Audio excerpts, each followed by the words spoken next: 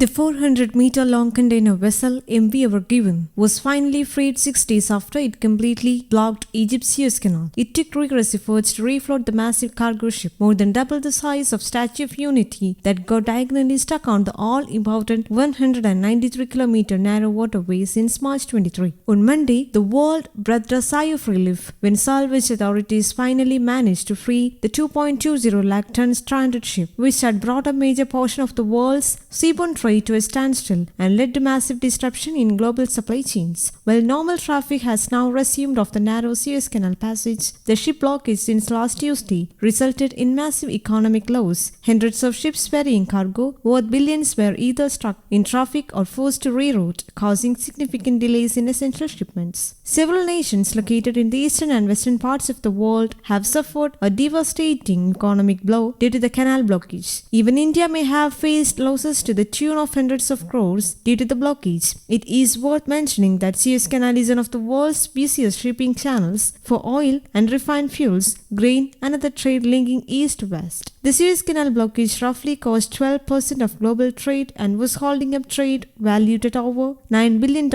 per day, according to data from Lloyd's List. This is equivalent to $400 million worth of trade per hour, or $6.7 million per minute. Since the Japanese-owned ship had blocked the narrow canal for 6 days, the total trade loss has been estimated at roughly $54 billion. However, this figure is based on just the cargo shipments that were halted or delayed due to the blockage. The actual economic damage suffered by countries around the world could be much higher, as prices of important commodities like crude oil and gas rose amid fear that the blockage may continue for weeks. According to Suez Canal Authority Chairman Osama Rabi, the canal's revenue alone was taking a hit of $14 million to $15 million per day. Meanwhile, German insurer Allianz had said in an analysis on Friday that the blockage could shunt global trade growth by 0.2 to 0.4% on an annual basis. The extent of economic loss due to the blockage is likely to be even higher when costs such as additional shipping, operation charges, commodity prices, and shipping delays are factored in. A Reuters report has indicated that it may take over 3 days to clear the traffic that accumulated at Suez Canal due to the blockage. It may be noted that shipping operation charges increased sharply since Tuesday, as most cargo ships were forced to take a longer route by the Cape of Good Hope.